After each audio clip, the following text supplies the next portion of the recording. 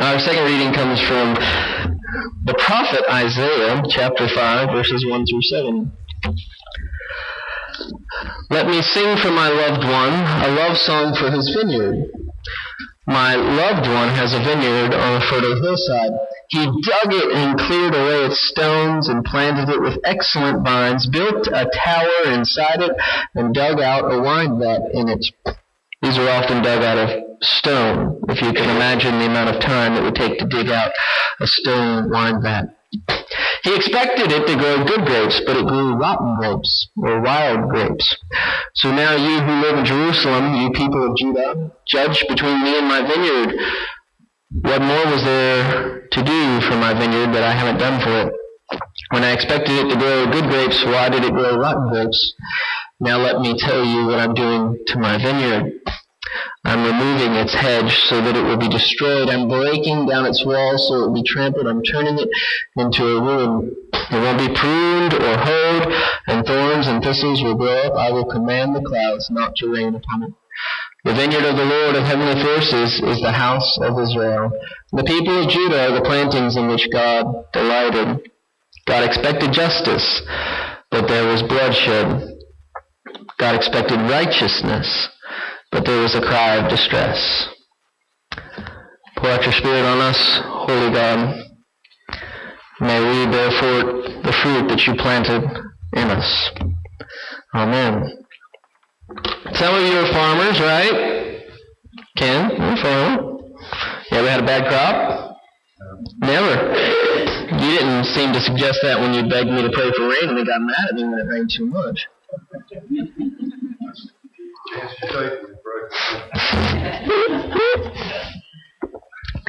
Are any of you like me? I saved seeds from the previous year. You do this?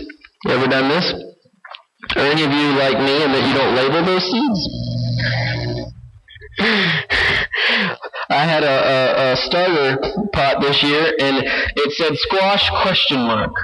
I wasn't sure if it was squash or zucchini or pumpkin or winter squash. I had no clue. It just looked like a little squash seed, and therefore it could have been anything.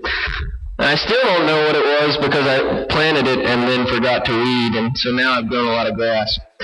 You ever grow grass? I grow a lot of grass. It's interesting that last week's reading and this week's reading, and quite frankly all of the prophets' readings, are about this idea of justice and righteousness. It's something that's very important to God, justice and righteousness. And justice is not what we mean by justice. It's not just that a judge stands there and says, all right, you've done this and therefore you're guilty and this is what you were paying. This will be your sentence and your time. Justice is actually God's people doing good in the world, doing God's work in the world. So it's interesting that the God of Israel tells the people of Israel, you haven't been doing what I've asked of you. I created you to do good in the world, to do my will in the world, to be people who are set apart. And that doesn't mean that you set yourself apart from others.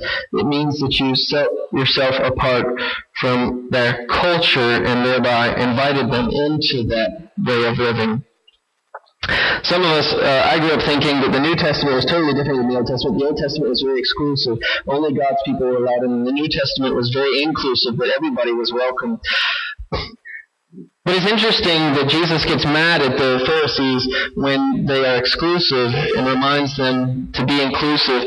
And I had a friend who studied Hebrew in undergrad, and he had taken 8 semesters of Hebrew and started telling me, I don't think that the Old Testament faith is exclusive of others. It's actually very inclusive.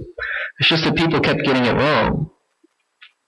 And that's kind of what's happening in Isaiah here, is that the people keep meaning to do well, and they keep getting it wrong. And so when Jesus comes and says there will be division, some of us think, yes, there has to be a division. You know, it's us against them. We're the good guys. We're the Christians, and they're going to be opposed to us.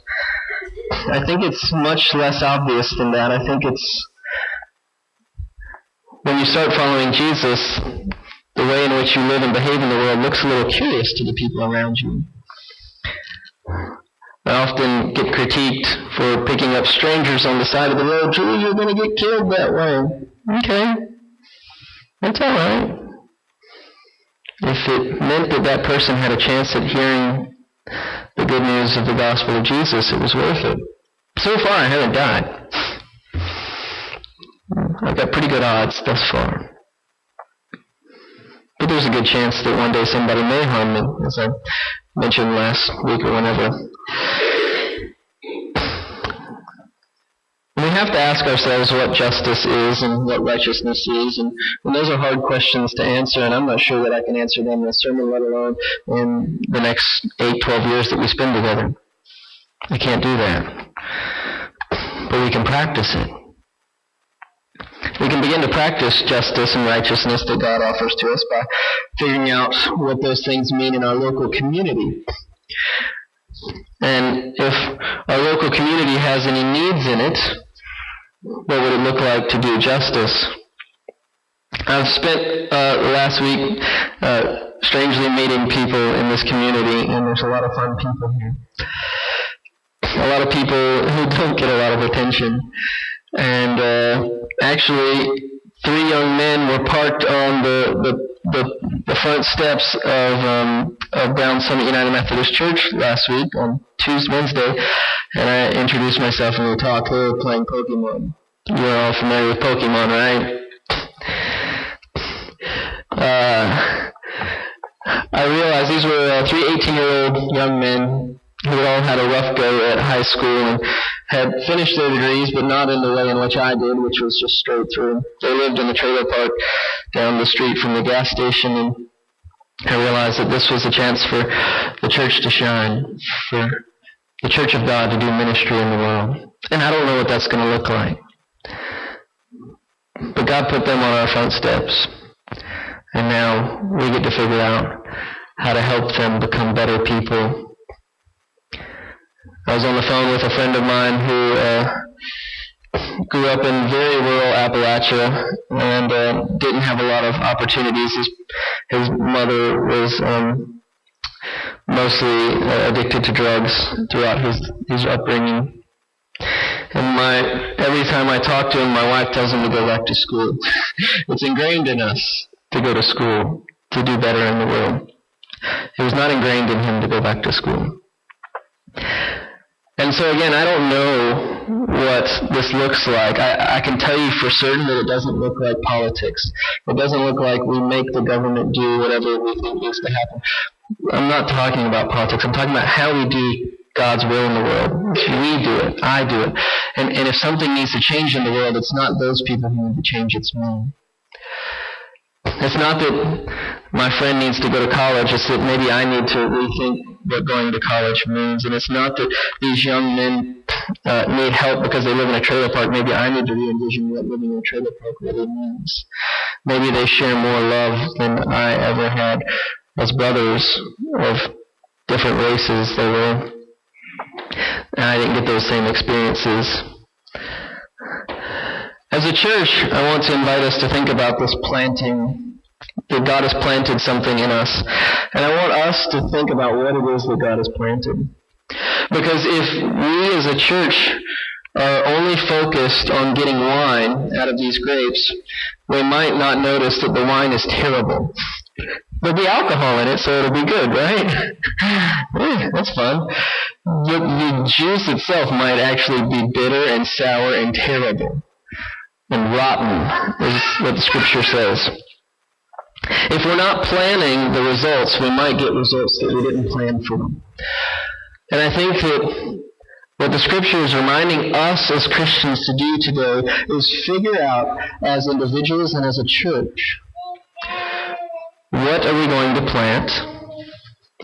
And how are we going to make sure that we get the right fruit out of that planting?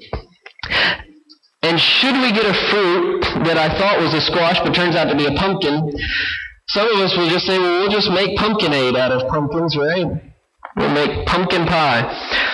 And we do this, and it's all right. I would say if we're trying to make squash casserole, let's make squash casserole.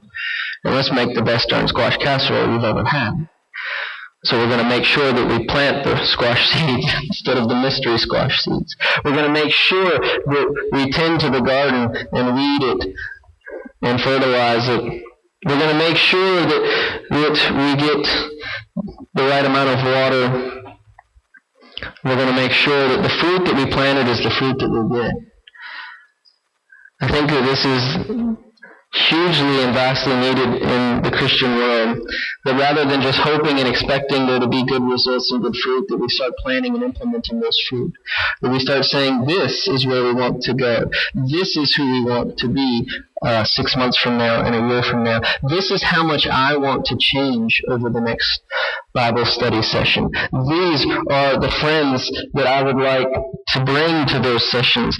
These are the people that I would like to meet. And this is their quantity, and this is what I would like for them to know when I meet them. So that we begin to start being very specific about planting. I got to meet Michael this week. He's a wonderful kid. I love him. I envy him, actually.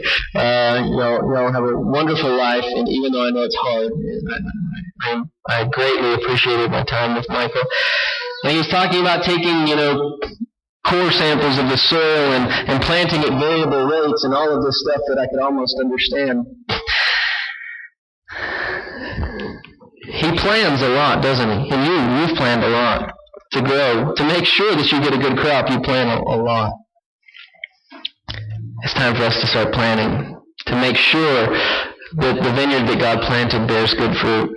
It's time for us to start planning what we want our fruit to look like, and working to make sure that it is possible. It's time for us to start planting not just fruit that is good for us, but fruit that is good for the world around us. If our fruit doesn't have any impact on our neighbors, which are literal neighbors, I met Red the first week we were here. I met this gentleman across the street the third week I was here. If our fruit doesn't have actual impact on our literal neighbors, maybe we need to change our recipe. If our fruit doesn't have impact on our figurative neighbors who are all around us, the people we interact with, maybe we need to rethink the plan. Again, I believe that the gospel is absolutely for everyone. And I believe that if the person who you're sharing the gospel with doesn't hear good news, then it might not be the right gospel. If the gospel is just you're going to hell, or you're a terrible person and you need to be a better person like me, maybe that's not the gospel. Maybe the gospel is each of us are broken. Some of us are more outwardly broken than others. And guess what? With Jesus, yes, but with my help and your help and the community of faith, we're going to work together to make sure that this garden produces good wine. Wild vines make for bad wine.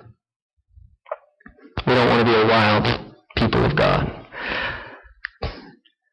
So I'm going to invite you to cultivate your relationship with God this week, but also to cultivate your relationship with somebody who's different than you. I hope and pray and expect that you will go out into the world this week and meet somebody who is different than you. You might be old and you meet somebody who's young, and get their opinion on what church is like and why they like it or don't like it.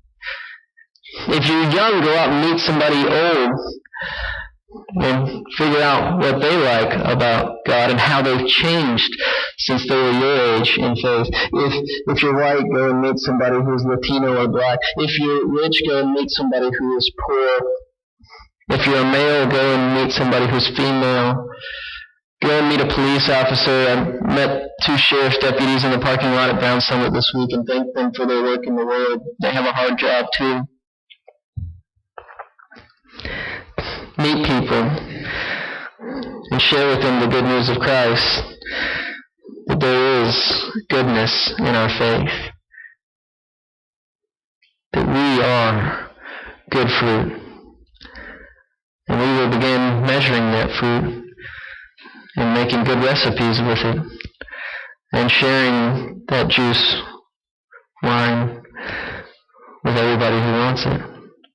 This is our role as Christians, is to be bearers of the good news, to make sure that everyone hears it and knows it and begins to become it, especially us.